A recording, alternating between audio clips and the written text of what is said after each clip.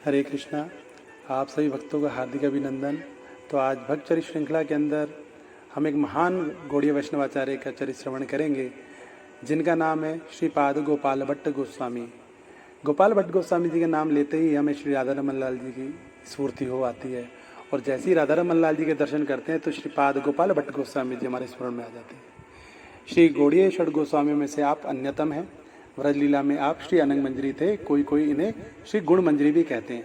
अनंग मंजरी यासी साध्य गोपाल भट्ट का, और कोई कहता है भट्ट गोस्वामीनम के चिताहु श्री गुण मंजरी। श्री रंग क्षेत्र में कावेरी के कूल स्थित बैलगुंडी ग्राम में श्री संप्रदाय श्री वेंकट भट्ट के घर में आपका आविर्भाव हुआ था। श्रीमन महाप्रभु श्री कृष्ण चंद्र देव संवत 1569 में दक्षिण यात्रा करते हुए रंग क्षेत्र में पधारे। वहाँ श्री रंगनाथ दर्शन किया। उनके आगे आप प्रेमाविष्ट हो उठे और नृत्य पूर्वक नाम संकीर्तन करने लगे। श्री वेंकट भट्ट जी ने श्री महाप्रभु के वहाँ दर्शन किए एवं उनके कनक आवादात अजानुलंबित परम भाव माधुर्य में विग्रह के दर्शन कर अति प्रभावित हुए। उनके चरणों में पड़कर उन्हें अपने घर भिक्षा करने की प्रार्थना की। प्रभु ने उन्हें परम वैष्णव जानकर उनका निमंत्रण स्वीकार कर लिया। भिक्षा ग्रहण करने के बाद अनेक काल तक श्री कृष्ण कथा में दोनों भाव विभोर हो उठे। चतुर्मास से आ गया था। श्री वेंकट ने महाप्रभु के चरणों में विनम्र प्रार्थना की कि प्रभु आप कृपा कर चतुर्मास से पर्यंत मेरे घर में ही निवास कीजिए और श्री कृष्ण कथा कहकर मेरा निस्तार कीजिए। श्रीमन महाप्रभु ने उनकी प्रार्थना स्वीकार कर ली और 4 मास तक वहीं रहे। नित्य कावेरी स्नान, श्रीरंग दर्शन और प्रेमावेश में संकीर्तन गान करते कोटि कोटि लोग वहाँ श्रीमन महाप्रभु के दर्शन कर कृष्ण नाम प्रेम में उन्मत्त हो उठे। श्री वेंकट भट्ट के घर में प्रभुवास के समय श्री गोपाल भट्ट जी मात्र 11 वर्ष के बालक थे। उन दिनों उन्हें श्रीमन महाप्रभु पर हर प्रकार की सेवा का सौभाग्य प्राप्त हुआ। उनका उच्चिष्ट प्रसाद भी इन्हें प्राप्त होता। श्रीमन महाप्रभु श्री गोपाल भट्ट जी से अत्यधिक स्नेह करते थे। इस प्रकार इन्होंने उनकी असीम कृपा प्राप्त की। भक्ति रत्नाकर से ये जाना जाता है कि श्रीमन महाप्रभु की सेवा का इन्होंने सौभाग्य प्राप्त किया, और प्रभु ने यह भी कृपा आदेश दिया कि गोपाल पिता माता की सेवा करो, उनके अप्रकट होने पर तुम श्री वृंदावन धाम चले जाना। वहाँ श्री रूप सनातन के निकट रहकर भजन साधन कर तुम्हें कृष्ण प्राप्ति होगी। फिर गोस्वामी जी महाप्रभु का दर्शन कर ना पाए। फिर गोस्वामी जी श्री महाप्रभु का दर्शन ना कर पाए। श्रीमन महाप्रभु के चले जाने के बाद श्री गोपाल भट्ट जी ने पिता के छोटे भाई चाचा जी श्री प्रबुद्ध जी से दीक्षा ग्रहण की और शास्त्र अध्ययन करने लगे। कुछ दिन बाद श्री प्रबुद्ध जी संसार से विरक्त होकर काशी चले गए। वे शंकर भाष्य से प्रभावित होकर मायावादी श्री प्रकाशानंद सरस्वती नाम से विख्यात हुए। आगे चलकर उन्हीं का उद्धार कर श्री महाप्रभु ने पुनः श्री प्रबोधानंद नाम प्रदान कर उन्हें वृंदावन जाने का आदेश दिया। श्री चैतन्य चरितामृत में श्री प्रकाशानंद उद्धार लीला द्रष्टव्य है।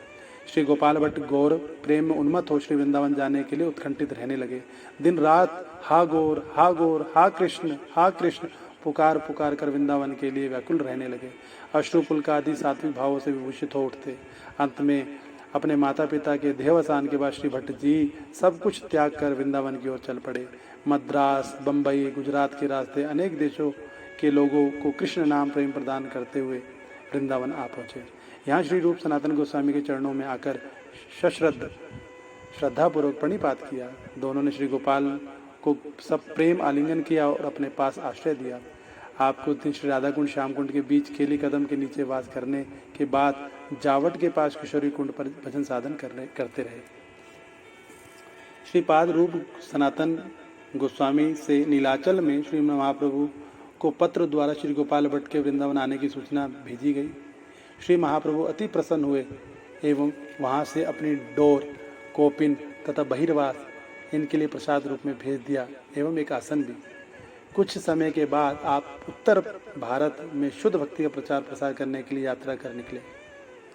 गंडकी नदी पर आप एक दिन स्नान कर रहे थे। सूर्योपासना के लिए जो ही आपने अंजलि में जल लिया तो एक अद्भुत सुंदर दामोदर शालिग्राम शिला आपकी अंजलि में आ गई। इसी प्रकार दूसरी बार अंजलि में छोटी बड़ी शालिग्राम शिलाएं आईं। आप इन्हें लेकर व्रज में लौट आए। यहाँ केशी घाट के निकट यमुना किनारे आप अति भाव विभोर होकर शालिग्राम जी की पूजा करने लगे। वृंदावन यात्रा करते हुए एक सेठ जी ने वृंदावनस्थ तत्कालीन समस्त श्री विग्रहों के लिए अनेक प्रकार के बहुमूल्य वस्त्र, आभूषण आदि भेंट किए। श्री गोपाल भट्ट जी को उसने वस्त्र भूषण दी, परंतु शालिग्राम जी को कैसे वे धारण कराएं। ये बात सोचते सोचते आपको रात भर नींद नहीं आई।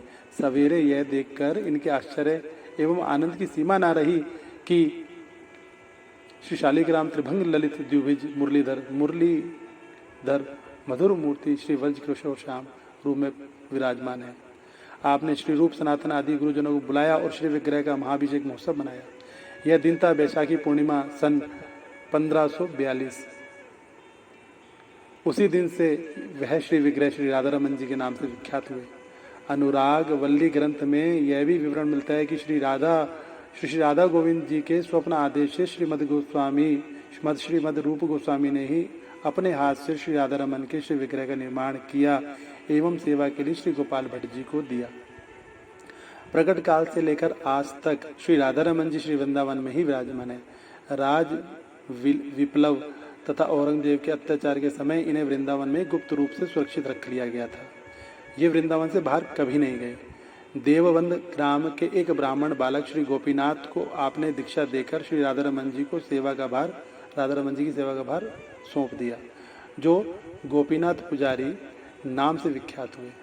इनके छोटे भाई श्री दामोदर जी ने श्री गोपीनाथ जी से दीक्षा प्राप्त की एवं श्री राधा रमन जी की सेवा पूजा को अक्षुण्ण रखने के लिए श्री गोपीनाथ जी की आज्ञा से विवाह किया। उन्हीं के वंशज आज पर्यंत श्री राधा रमन जी की सेवा करते चले आ रहे हैं। श्री पाद गोपाल भट्ट गोस्वामी जी की सतक्रिया सार दीपिका तथा संस्कार दीपिका नाम की रचनाएं सुनी जाती हैं।